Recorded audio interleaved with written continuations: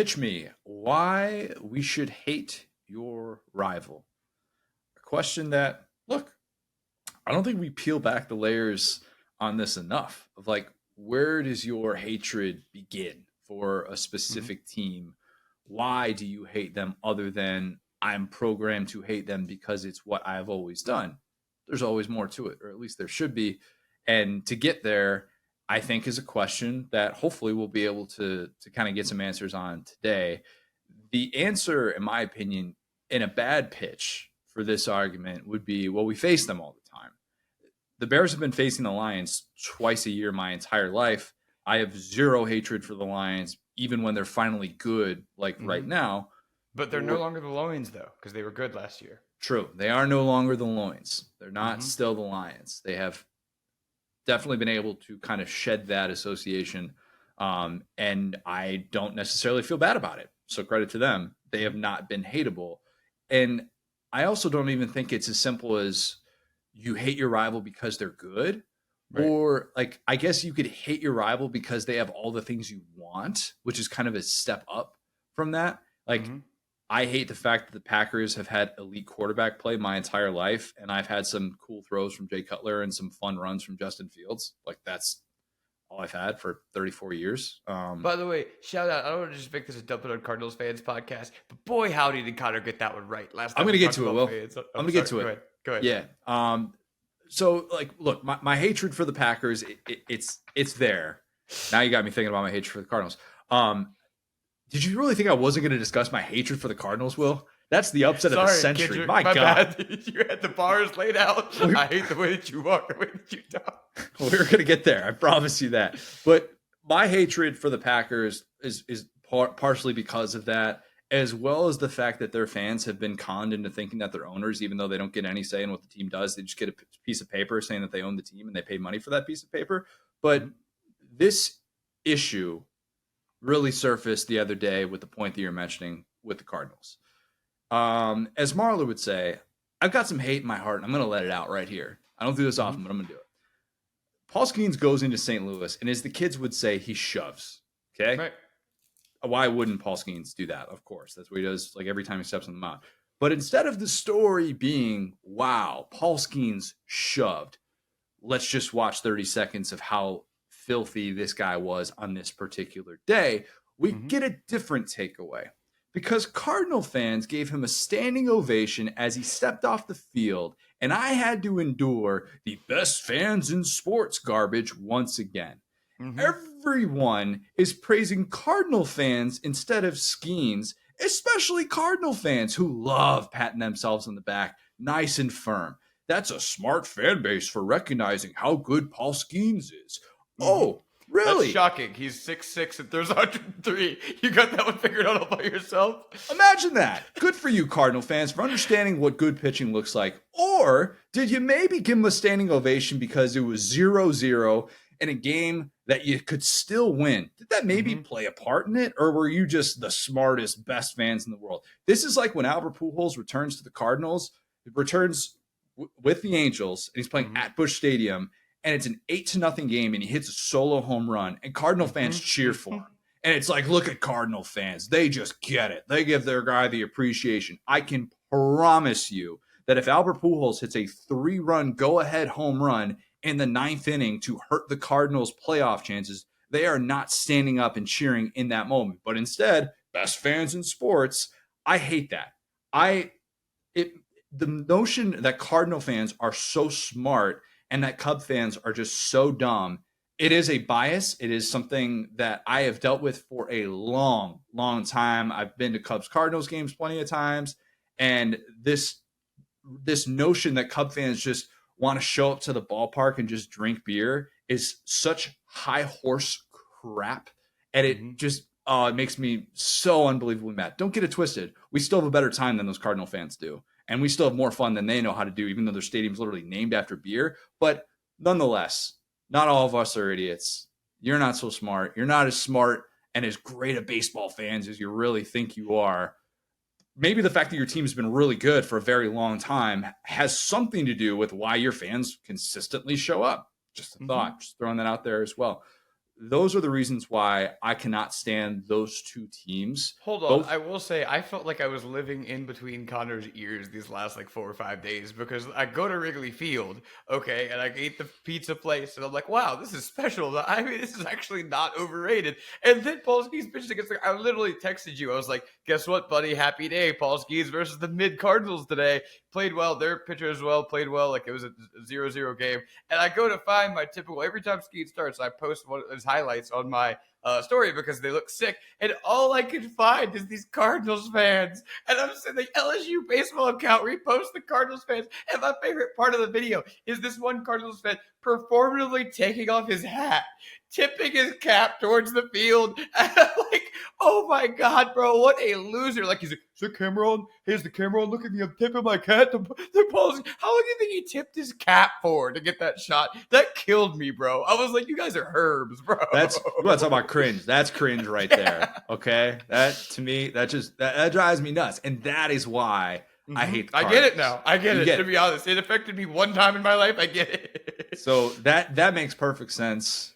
The fact they've been really good, also probably part of it. If they were terrible, I wouldn't be as bothered. But yeah, I'm bothered. I'm bothered. So we want to hear why all of you are bothered. Before we get into comments, mostly from the Saturday Down South Instagram, Will, do you have a specific reason why you hate a rival? You can go in any direction that you want. If you want to go NFL, you want to go college, you want to go as an LSU fan living in the state of Alabama, go in that direction. Whatever you see, whatever you feel the most hate in your heart about, go off.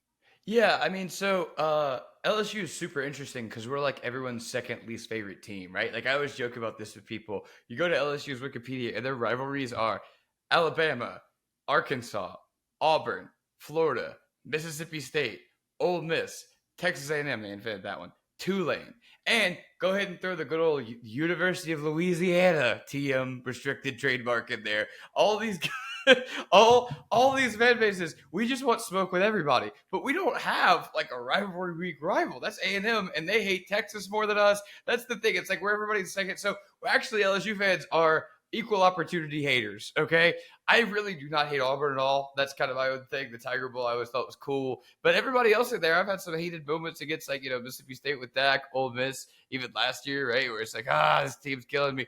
Bama, I think just everyone hates Bama. Like, it's pretty like universal, right? Like, other than Bama. So yeah, I actually don't think I have anything to declare because I guess you could argue, like, it's weird because you could feel like, oh well, Georgia is now above Florida's weight class, so they're a bigger rival with LSU now. But also, we've beat them more consecutive years. They beat Georgia in 2020 and not us. So I don't know. Like, that's the thing. Like, so I actually kind of think I have no biases here. I think that's perfectly fair. By the way, I looked up how to say biases before the pod that I recorded on all biases, and you can actually say just biases. You don't have to say biases. So that was a well-researched topic. So I heard that. I'm like, people who correct your grammar, that's who I hate. Okay. Yeah, that's fair. Moving. All right, that's fair. It's just such an elitist thing to do. Meanwhile, I'm sitting here talking about elitist Cardinal fans, and I get that Cubs fan. Hold on. Exactly. Cub fan thinks he knows everything about the English language. All right, let's start with this one from the Saturday Down South podcast Facebook group. Drew Page. I think Drew is the only one that's going to be throwing this at us, but it's a good one. He says everyone should hate Louisville. He's saying this as a Kentucky fan. Mm-hmm. They have the ego of Tennessee fans, but the product of a Rice football team. Connor, we're both Cub fans. You can't have respect for a team that chooses to have a Cardinal as its mascot. Very fair. Although my mom loves Cardinals. It's a very touchy subject. Drew also says their logo has teeth. Birds don't have teeth. Automatic disqualification. That's good. That's a really good point. And then can't even beat an average Kentucky team and haven't beaten UK in 5 straight games, even with one of their best teams. There's a lot there that I like. There's the Cardinal with teeth. We don't talk about that enough. We sure don't. It's a little known secret that zoos, like if you look at a zoo's social media page, Omaha Zoo is really big. San Diego Zoo is really big. I have a point. Trust me, I have a point here. Yeah. They don't like when you give animals human characteristics. Okay. And it's like a big sore subject with them. I don't know if PETA's like that too, but of like doing more human things to animals. And so to give a cardinal teeth probably upsets a lot more people than we actually realize. Can you give me despite a the fact, second example here other than giving a cardinal teeth? I just need to understand what we're talking about. like, if you have a giraffe drinking a beer or something like that, Okay, got it. if you have a bear that's like got like doing a cannonball into a pool or something, Okay, there we go. Yeah, I get it. they They don't like that. don't Okay. like that. They've, at least in my experience from my dealings with this, don't ask, it's a long story. They don't like it when you do that. So I bet the cardinal with teeth actually is a lot more universally hated than we probably realize, and not just by Kentucky fans. Yeah, that rivalry is so funny. Like I got that Kentucky group chat with him and my boy Hayes who always talk about, and the stuff they say is so creative. Like it's so mind blowing to me. The detail they get into, like basketball fans are different. Like NCAA basketball fans are a different breed, and the stuff they know about this coaching staff and the player. This guy, he's been in 5 different schools. Like they know that whole roster, and they're like just taking jabs. And it's like, yeah, I mean and the funny thing is, like I was talking about, they hated Calipari almost as much as Louisville, so they had that same level of dirt on their own head coach. So, like when we talked about best fans, I was like, let's take Kentucky basketball fans and separate them because they are committed haters. I will give them credit because Louisville. I mean, you think about the Patino thing; they thought they had the last laugh. He got the tattoo, and the banner got taken down. I mean, it's very funny. Then they hire their Kentucky assistant. He's horrible. They lose all these very funny teams. That's a very good rivalry. I think Matt Jones knows more about the Rick Pitino Louisville years than anybody at Louisville. Yep. And shout out KSR. That's a testament to having hate in your heart and pursuing that hate. Although the hate for Rick Pitino, man, you want to talk about 180. Yeah. That relationship has totally changed and come back around to earth. We got Rick Pitino sitting there advocating for Mark Pope. It's a different world that we're living in 2024. Mm-hmm. John 4_FC on Instagram says the Longhorns destroyed not one, not two, but 3 conferences. Goodbye, Southwest. Good. Big 12 and Pac-12 conferences. Your survival is always secondary to the grand plans of the Austin daycare. Now they're moved to the SEC, set in motion events that will destroy college football as we knew it. That is just one of thousands of reasons everyone should hate them. I've never thought about it like that. Because the death of the Pac-12, everyone associates with USC and UCLA ultimately going to the Big Ten, and then that sets the wheels in motion for Washington and Oregon to follow suit, right? I think we all Bears executive Kevin Warren, the very one. Yep. You had to throw that in there, Will. You just had to. Mm-hmm. Wasn't the right role for him. Big Ten commissioner was not. Mm-hmm. He's better suited now to be. We don't need to talk about that. The notion that Texas has destroyed 3 conferences, though, is kind of like if you take Texas away from just college football as a whole, the last 25 years. Yeah. I think the Southwest Conference still implodes because they had too many internal issues. Mm-hmm. But does the Big 12 ultimately follow that path? Is Oklahoma still in the Big 12? Yeah. Yeah, I think Oklahoma was decently happy.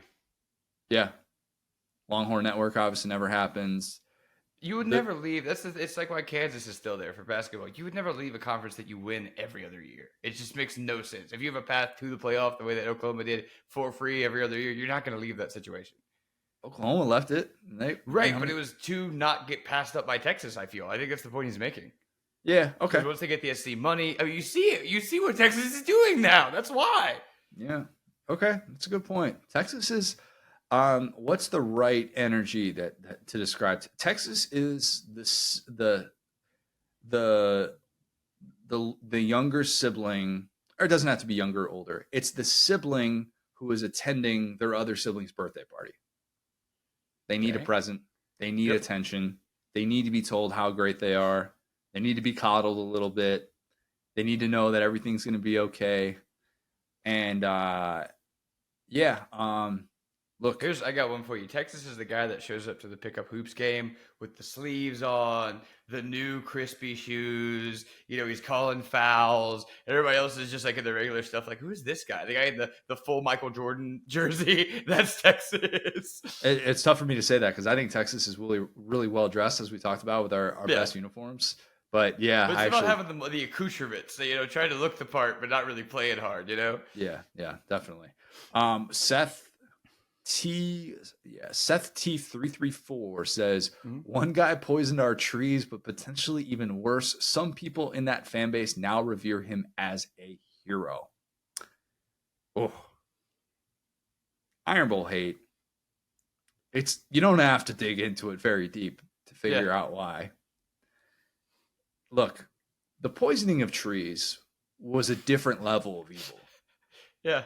Well, It remember just they put a was. Scam Newton jersey on the Bear Bryant statue. I mean, if that's the biggest, if that's the thing that really That's what he sets you off, said. That's what he said. I don't know. And I they rolled know. Tuber's corner like Bear Bryant died. Paul's like, no, they didn't. Just to be False. clear, no, they didn't. Yeah, I don't know, but I saw a picture. I saw in the paper. No. Okay, all right. It could have been any time. Yeah, look, once we're poisoning trees, that level of hate is it's just not going to go anywhere. Mhm. And look, Bama fans, you're going to dislike someone if they hate you more, right? You are naturally going to want to give off that hate. I could even justify the other side of it, of like why Bama would hate Auburn just simply for kick six and just call it a day. Like, Mhm. can one play be responsible for a lifetime of hate? If there ever was one, that's it. You know? But the Auburn side, yeah, I mean, trust me, like we're not even getting into the whole like they had Nick Saban, they went on the most dominant run we've ever seen in college football history. We're just talking about the trees. We're not even getting to the field yet. Yeah. And the hate is already so evident. Did you see that hate escalate in a significant way? Because you were there. When did you get to? You got to Alabama in like the mid 2000s. 2008. Okay, 2008. So Yep. so a little bit later, but at the perfect No, that time. was when Auburn was on the run. That was when Saban's first year when they weren't very good. I believe they lost out. That was when they were going for the thumb and everything. And So then, 07 then was yeah. the first Well, year. no. Wait. Did they Bama win the Iron Bowl in 07? Or sorry, No, in 08. I mean, because I know they. they won in Oh, 08 dude, because you're they got so the right. SEC You're so right. championship. I confused the 2 years. 07 was the good LSU year, the bad Bama year. I got there in 08. I only saw Bama be good under Saban. Terrible. So, yes, that when Auburn was on the winning streak, I got there, but they then lost in 08. Of course. There we go. Yeah. Okay, let's get to the other side of this. This is from Wait, I do want to say really quick, though, the best, to your point, like, did I feel it escalate? My favorite thing, it was Halloween in school because all the Bama fan teachers and Bama grads would dress up as Auburn fans, and all the Auburn fans would dress up as Bama fans. And it was the greatest thing in the world. There would be people with toilet paper and Tide. There would be people like that were farmers. The Cow College thing is a pretty good chirp. I'll say it. But like it would just be like being obnoxious as possible. But the joke is they're both from Alabama, so they're just kind of dumping on themselves. I kind of like that though. Yeah. The mutual understanding of like we're both going to make fun of each other in the exact same way. Yep. Pretty much. Yeah, it's like dressing Michigan, each Ohio other. State. It's like those people from Michigan, those people from Ohio. It's like guys, a couple hundred miles. Like there's not really that much difference between y'all. Yeah, you guys are very, very similar, despite what a lot of people inside that rivalry would think. Right. Krim Trom Bon Taylor probably said that very, very wrong. I apologize, Krim Trom. One of them commits a crime as a form of celebration. Another defends their student section committing a crime during a game in their own stadium. And the last thinks that getting belligerently drunk for every college football game is a positive personality trait. And Aubie902 responds with, I'm going to guess Auburn, Tennessee, and LSU in that order. And Crimtron confirmed that, yes, nailed it. That is exactly who we're talking about here. Bama's three biggest rivals. Is student section committing a crime? Rolling the trees, I guess. Okay. I guess it is a crime. It's a crime if it's on someone's property, though, right? Yeah, I mean it's a crime to kill the trees. I think rolling a section is kind of not a crime. That's just me. Yeah, poisoning the trees, bigger crime. That was a crime. Toilet paper. It was terrorism. Yeah, different definitions of what you can and can't do to trees, but okay, nonetheless, I get it. Does it offend you that an Alabama fan said that you get belligerently drunk for every football game and said that you consider it a positive personality trait? Man, if you had survived COVID in the last 2 Coach O years, you'd get it. Fair. Fair. Matlock71 says, because they ring cowbells at their games, and if you go, then you'll need to see an audiologist. 85% of audiologists in Mississippi got their undergrad from Ole Miss, so that would be an awkward conversation. Therefore, hating Mississippi State University will make you a less awkward person. That's a great chirp. That's one of the best chirps I've heard, which is that your cowbells make you deaf, and we're the only ones who can fix your hearing. That's pretty good, man. I would hate that. I would hate, like, if you told me, Connor, like, going to a Cardinals game, you're just going to hear nonstop cowbell the entire time, and your head is going to be shaking. I would have no other reason to hate a rival. None whatsoever. And it's kind of, it's interesting that the way that, like, those two schools talk about each other, and the hate is unbelievably real. And again, I would put it as a top 5 rivalry in the sport. But if you just took away the cowbells, how hated would Mississippi State be for Ole Miss fans? Probably still very hated. Still very hated, yeah. But it just makes everything probably so much worse. You know what I mean? Like, if you're hungover or something like that, what makes everything worse? When it's hot and you're sweating or something like that, and you have to be outside somewhere, or you're in that awkward stage where you're on a plane and they're like, oh, we're going to turn off the AC for 20 minutes while we do this whatever thing that we need to do, and we're not going to tell you about it. We're going to basically prevent air from coming out of those little tiny things that everybody tries to open up. Those situations are made worse by how hot it is. Any situation that Ole Miss is experiencing that feels bad has to be magnified by the cowbells by, I don't know, like it makes like 3 or 4 times worse, probably. Yeah, no, I agree. Sorry, I'm thinking about what that conversation must be like. Like, it's Monday after a big game, and it's like, oh, another State fan, huh? I know how we talk a lot about, like the brain, what it looks like, post CTE, all those things. Yeah. Give me Mississippi State ears and what all that looks like if we get 60 years of cowbell. Season ticket holder. I've been going like forever, man. Let's go to this one from Shane Wilson 03. Shane says, because Dabo. Good case. Done. Look it up.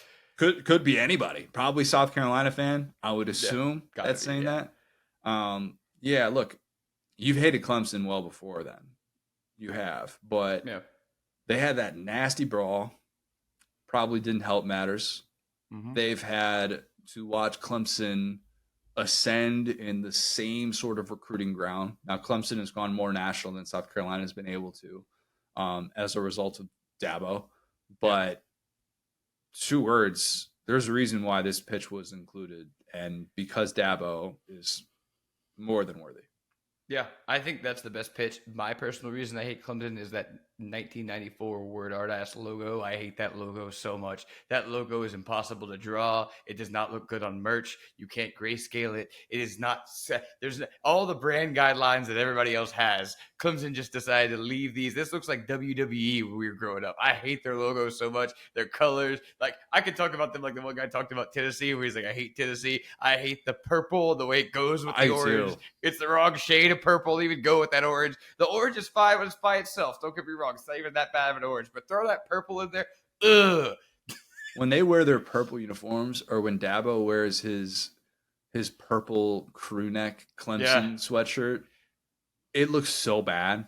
It's terrible. I think that color purple, you're right. It's Barney purple. And you're just like, this doesn't belong. What are you guys doing? It does look so dated. And if they had just switched from purple and orange to white and orange, would anybody complain whatsoever? They'd be better. But that's the thing, dude. If they've stolen everything from like Heisman, who is at Auburn. So it's like they're just like diet Auburn. It's like if you got Auburn on Wish. Like, I hate their branding, to be clear, more than I hate Dabo.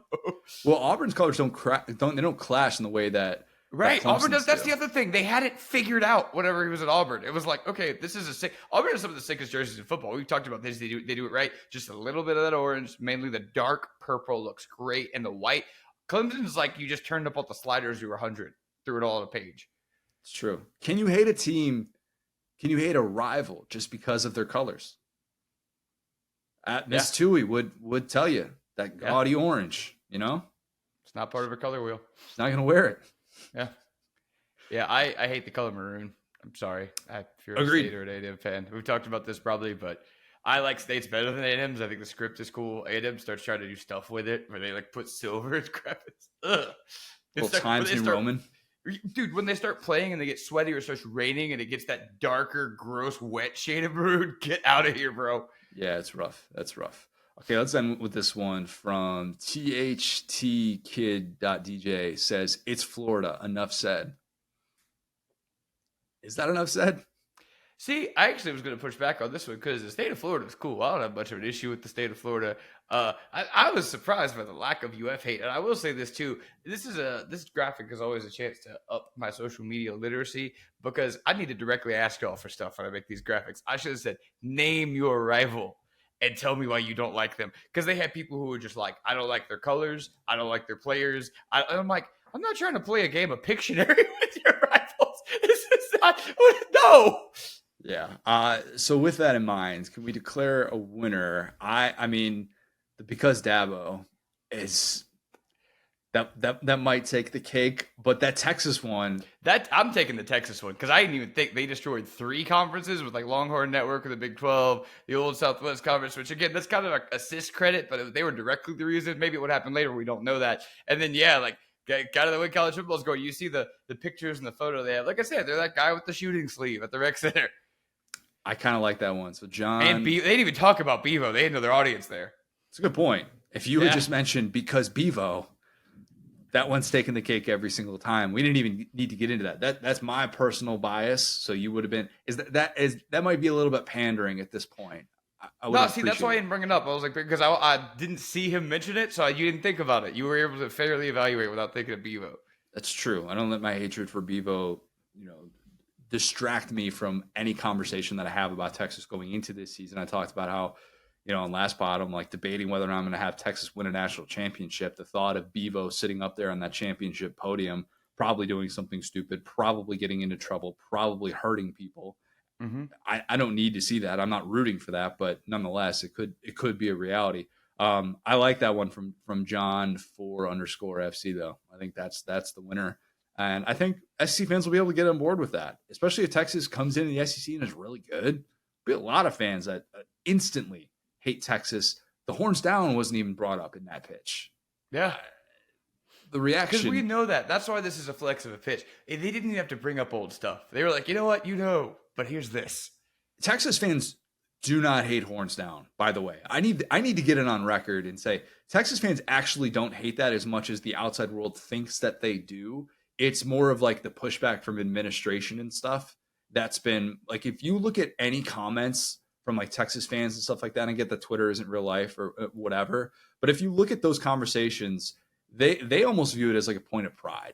So I don't know that makes Texas itself that hateable if we're just talking about that. And if we had gotten a pitch from an Oklahoma fan saying just that, of like, they get upset at horns down. It's like, I don't know that everybody looks at it that specific way. So I'll give them a little bit of grace for that. But yeah, destroying 3 conferences and being perhaps responsible for a very new era of college football. That's a pretty good pitch. Sold me. Yeah. All right. Let's wrap things up here. This is a longer pod for the people, but a lot to it today, a lot to discuss. If you have not, leave us a 5-star review, subscribe to our YouTube channel where you can watch. We were just roasted dudes for dancing, but we had a lot to say. We did. Find another pod that goes this long talking about dudes dancing. If you have not, like I said, leave us that 5-star review. Follow us on Twitter at the SDS Pod, at SideDownSouth, at CJ O'Gara, at Go So Hard. Thanks, guys. Talk soon.